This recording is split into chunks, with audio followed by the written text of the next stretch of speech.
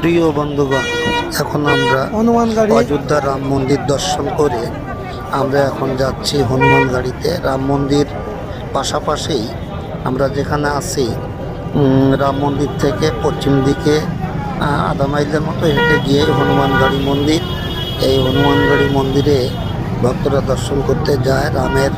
রামকে আগে প্রণাম করে তারপরে হনুমানজি মন্দির দর্শন করতে যায়। এখানে গেলে আপনারা অদ্ভুত দর্শন করতে পারবেন। হনুমান গাড়ির মন্দিরে হনুমানজির সেই রাম ভক্তি এবং বক্ষ চিরে রামকে দেখিয়েছিল। মনে হচ্ছে জীবন্ত হনুমান এইমাত্র বক্ষ চিরে দেখাচ্ছে। অদ্ভুত লীলা। ওই দেখুন, ওই সাদা দেখা যাচ্ছে হনুমান গাড়ি মন্দির। আমরা এখন সেই হনুমান গাড়িতে শ্রী হনুমানজির দর্শন করতে যাচ্ছি। সবাই বলুন জয় হনুমানজি, জয় হনুমানজি, জয় রাম।